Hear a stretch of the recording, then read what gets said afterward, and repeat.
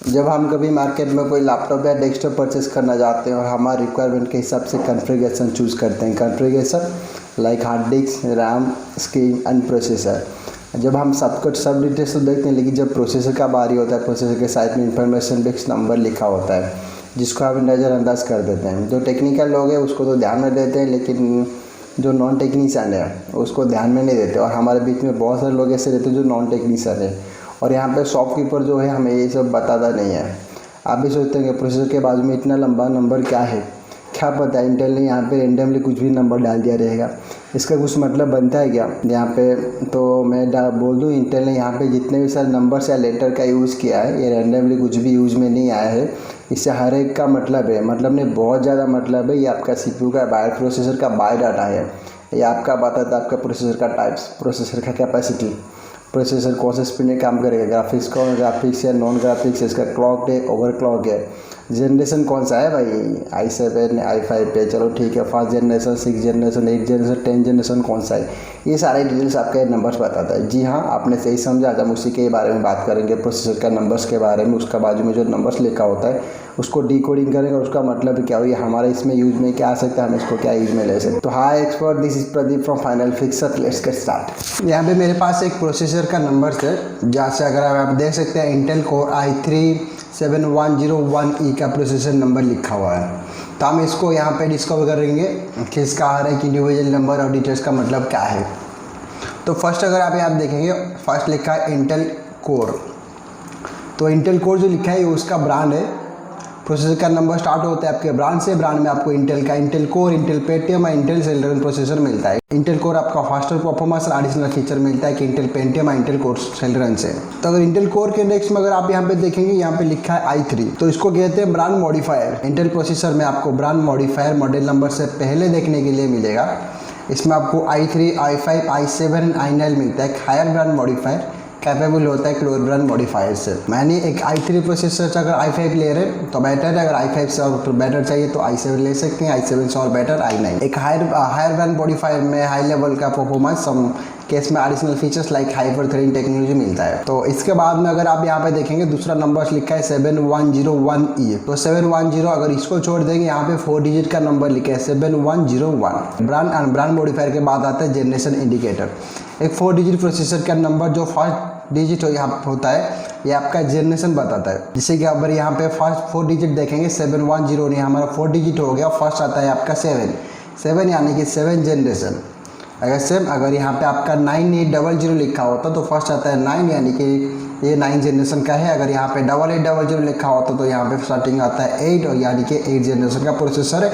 ऐसे ये कंटिन्यू होता जाता है। लेकिन अगर यहाँ पे 10 जनरेशन का बात बोले, 10 जनरेशन का यहाँ पे कैलकुलेशन थोड़ा कुछ अलग हो जाता है। 10 जनरेशन का जो CPU का नंबर होता है, फर्स्ट 2 डिजिट होता है इसका CPU का जनरेशन। तो फर्स्ट जो 2 डिजिट होता है ये CPU का जनरेशन इंडिकेटर होता है। जैसे अभी 10 लिखा होता है तो 10 लिखा है तो ये 10 जनरेशन का है। उसके बाद में जो यहाँ पे 101 लिखा है ये होता है आपका SKU numeric digit. Up to 9 generation आपका फाइनल लास्ट डिजिट होता है आपका SKU न्यूमेरिक डिजिट। लेकिन 10 जनरेशन में ये 2 होता है। एक हायर SKU में आपको एक लोअर SKU से ज़्यादा फीचर मिल जाता है, बट आप इसको कंपेयर नहीं कर सकते। एक आपको जनरेशन वाइज चेंज हो जाता है। लास्ट में आता है जो यहाँ पे जो लेटर्स आप देख रहे हैं, जैसे हमारे सामने यहाँ पे ही इसको कहा जाता है प्रोडक्ट लाइन सफिक्स। एक सफिक्स इंडिकेट करता है प्रोसेसर का कैपेबिलिटी। ये आपको कुछ लेटर से अलग अलग किया जाता है। एग्जांपल प्रोसेसर का power consumption, graphics, non graphics and overclock facility वगैरह वगैरह। तो ये आपका फुल बायोडाटा है जो यहाँ पे अच्छे सबको पता चल जाता है। आप थोड़ा सफिक्स को एक्सप्लेन करते हैं। मान लीजिए यहाँ पे प्रोसेसर का नंबर है, लास्ट में आपका जो लेटर लिखा है ये K लिखा है। K का मतलब है ऑनलॉक। ऑनलॉक का मतलब इजीली ओवरक्लॉक हो पाना। एक ऑनलॉक प्रोसेसर बहुत ज़्यादा फास्ट होता है क्लॉक प्रोसेसर से। इससे ओवरक्लॉकिंग हो पाने के कारण ये प्रोसेसर नॉन के प्रोसेसर स्पीड होता है। एंड एक नॉन कोर प्रोसेसर आपका ओवरक्लॉक लिमिटेड होता है। सो बेटर है जब आप कोई प्रोसेसर परचेस करें तो K वाला ही देख के प्रोसेसर परचेस करें। और दूसरा एक साथ और एक आता है टर्बो। करेंटली आपके i3 i5 प्रोसेसर में 2 क्लॉक स्पीड मिलता है जो कि 3.3 गीगाहर्ट्ज़ से लेकर 3.9 गीगाहर्ट्ज़ तक होता है। इस पर भी आपको ओवरक्लॉकिंग का फैसिलिटी मिल जाता है, बट डिफरेंस इसको शॉर्ट एंड टेम्पररी ओवरक्लॉक के लिए बनाया गया है। जब ये एक्स्ट्रा क्लॉक की ज़रूरत आता है तब ये काम में आता है। अगर इसके बारे में डिटेल में वीडियो चाहिए तो नीचे कमेंट कीजिए, हम इसके बारे में बहुत डिटेल्स में जाके बनाएंगे। CPU के नंबर के लास्ट में H लिखा है, इसका मतलब हाई परफॉर्मेंस ग्राफिक्स। इस पर आपको बहुत अच्छा ग्राफिक्स मिल जाता है और ये इनबिल्ट होता है। सेम अगर यहाँ पे H के बाद K लग जाता है तो H के लिए high performance graphics and K के लिए अनलॉक। ये एक H प्रोसेसर से बहुत स्पीड होता है क्योंकि इसमें ओवरक्लॉकिंग हो पाता है। जो हमने K के बारे में पहले डिस्कस किए थे ये वही वाला K है। H मतलब high performance graphics and K का मतलब ओवरक्लॉक। यहाँ पे अगर H के बाद Q लिखा है तो यहाँ पे high performance graphics with quad core. इस पे 4 प्रोसेसिंग कोर होता है। ये आपको कम देखने के लिए मिलेगा और ये बहुत एक्सपेंसिव होता है। अगर यहाँ पे T लिखा है, T stand for power optimize lifestyle. ये आपका स्टैंडर्ड LGA डेस्कटॉप सॉकेट में मिलता है। ये लो पावर यूज वाला प्रोसेसर है। ये आपको ऑल इन वन PC में देखने को मिलेगा। अगर लास्ट में अगर यहाँ पे लेटर में F लिखा है, F सीरीज प्रोसेसर जिस पर आपको इंटीग्रेटेड ग्राफिक नहीं मिलता है, ये आपका डेस्कटॉप पे यूज होता है।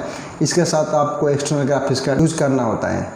बहुत कंज्यूमर इंटेल प्रोसेसर आपका iGPU के साथ आता है। अगर यहाँ पे लास्ट में P लिखा आता है, P सीरीज का प्रोसेसर में आपका F सीरीज के प्रोसेसर की तरह होता है। इस पर भी आपको इंटीग्रेटेड ग्राफिक नहीं मिलता है। अगर आप यहाँ पे देखिए i7-1064G7, ये आपका टोटल न्यू प्रोसेसर है। G stand for including graphics. इसमें आपको इनबिल्ट ग्राफिक्स मिलता है जो आपका इंटेल का बड़ा कंप्यूटर AMD बनाया है, जिसमें आपको Radeon RX बेगम का प्रोसेसर मिलता है। सेम अगर यहाँ पे 8 जनरेशन का बात करें, i7-8650U प्रोसेसर। लास्ट में अगर आपको U मिलता है तो U का मतलब अल्ट्रा लो पावर। ये सीरीज चिप आपका लैपटॉप और डेस्कटॉप दोनों में यूज होता है। इसमें जो क्लॉक स्लो होने के कारण इस पर पावर कम यूज होता है और ये ज़्यादा हीट नहीं होता है। इसमें हीट रिलेटेड डैमेज रिस्क कम होता है। ये प्रोसेसर आपका अच्छा एक पतला लैपटॉप के लिए बड़ा लैपटॉप या कंप्यूटर से। अगर यहाँ पे अगर यहाँ पे लास्ट में आपको Y लिखा है, Y का मतलब एक्सट्रीमली लो पावर। ये जब काम में आता है बहुत कम करंट यूज में लेता है। अगर आपको बैटरी लाइफ अच्छा चाहिए, performance then it can get it. कुछ Y सीरीज CPU में आपको 5 वोल्ट तक का TDP यानी थर्मल डिजाइन पावर रहता है, जो कि 5 वोल्ट तक होता है। अगर लास्ट में आपको लिखा होता है E, जैसे कि हमारे यहाँ पे लिखा था, प्रोसेसर के लास्ट में E लिखा था, इसमें आपको ECC मेमोरी सपोर्ट करता है। ECC यानी एरर करेक्टिंग कोड। ये डिटेक्ट करता है सिंगल बिट मेमोरी का एरर्स को, नहीं तो ये एरर आपका सिस्टम को डाटा करप्ट एंड क्रैश कर सकता है। सेम अगर यहाँ पे लास्ट में देखें, Intel core M5Y70 processor. M यानी ब्रांड मॉडिफाई का, M का मतलब है मोबाइल एंड 5Y70 जो कि इसके न्यूमेरिक डिजिट है। यहाँ पर Y का मतलब है एक्सट्रीमली लो पावर। इस पर भी आपको टर्बो बूस्टिंग टेक्नोलॉजी मिलता है जो कि पहले डिस्कस किए थे। इसको शॉर्ट एंड टेम्पररी ओवरक्लॉक के लिए यूज किया जाता है। जब एक्स्ट्रा क्लॉक की ज़रूरत आता है ये आपका काम में आता है। अभी फाइनल लास्ट में आता है X। अगर नंबर के बाद X लिखा होता है इसका मतलब बहुत ज़बरदस्त है। ये X इंडिकेट करता है very high and unlock consumer processor and इसका प्राइस भी ज़्यादा होता है। जाहिर से बात है, ज़्यादा प्राइस एंड ज़्यादा परफॉर्मेंस। तो यहाँ पे इंटेल प्रोसेसर के नंबर के बाद जितने भी सारे लेटेस्ट होता है उसको मैं यहाँ पे अच्छे से डिस्क्राइब कर चुका हूँ। और इसके रिलेटेड आपको कुछ भी कम डाउट रहता है तो आप यहाँ पे नीचे कमेंट कीजिए, मैं उसको यहाँ पे क्लियर करूँगा। और आप अगर प्रोसेसर खरीदने वाले हैं, प्रोसेसर परचेस करने वाले या ऑलरेडी प्रोसेसर परचेस कर चुके हैं तो आप यहाँ पे जाके चेक कीजिए आपका प्रोसेसर कौन सा है।